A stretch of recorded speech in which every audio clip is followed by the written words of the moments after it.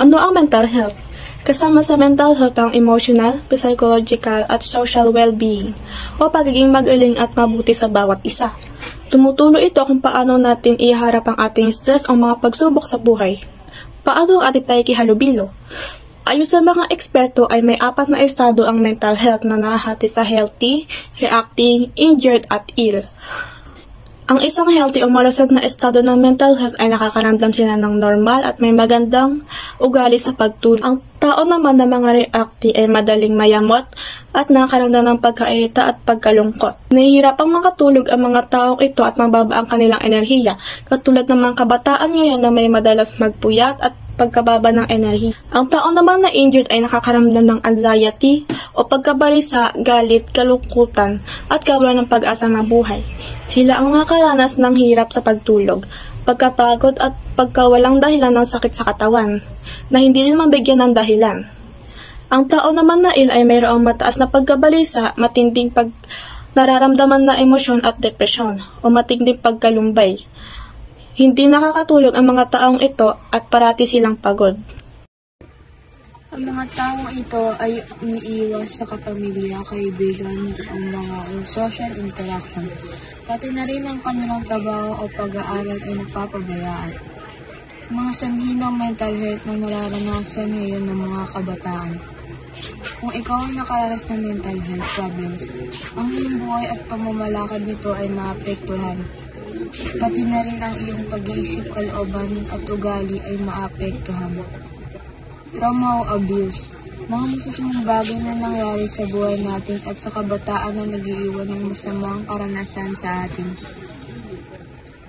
Family history ng mga mental health problems. Ang problema ay nananalatay sa bawat henerasyon ng pamilya. Hindi ka nag-iisa kung ikaw ay may mental health problems, dahil may mga tiyak at institusyon na tutulong sa iyo. Nandito ang mga sintomas na may problema sila sa mental health. Hindi kumakain, hindi nagagampanan ang pang-araw-araw na gawain katulad ng pagpunta sa paaralan. Pag-isip ng pananakit sa sarili o iba.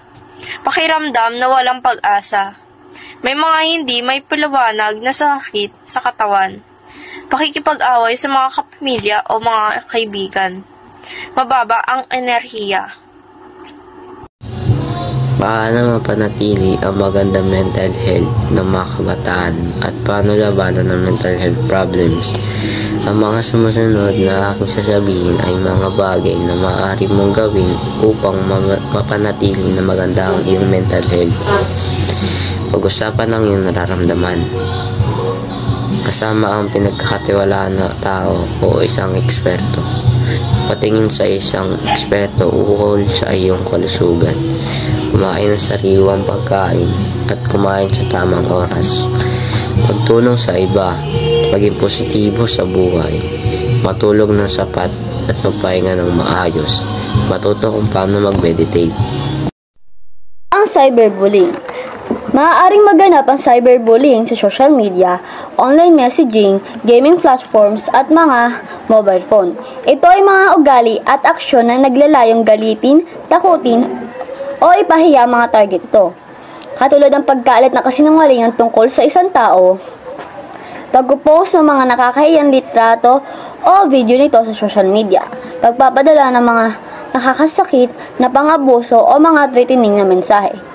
Ano ang epekto ng cyberbullying? Kapag nangyari ang pambubuli online, mararamdaman mong para kang inaatake kahit saan. At pag ito ay nagtagal, maaaring maka-epekto ito sa iyong mental health, emotional health, at physical well-being. Ang pakiramdam na pinagtatawanan o hinaharas ng iba ay maaaring makapagpigil sa isang tao na magsalita o subukang harapin ang problema. Ang matinding kaso ng cyberbullying ay maaaring humantong sa mga kabataang kumitil sa kanilang sariling buhay. Sino ang dapat kausapin kung may nambubuli sa iyo online? Bakit mahalaga ang pag-report? Kung sa tingin mo ay binubuli ka, humingi agad ng tulong sa isang taong pinagkakatiwalaan mo, tulad ng iyong mga magulang. Isang nalalapit na miyembro ng pamilya o kaibigan na nasa hustong gulang. Sa school, maaari kang makipag-ugnayan sa school counselor, sports coach o sa iyong paboritong guro, online man o sa personal, kung hindi ka komportable sa makipag-ugnayan sa taong kilala mo, lumapit sa isang professional na tagapayo.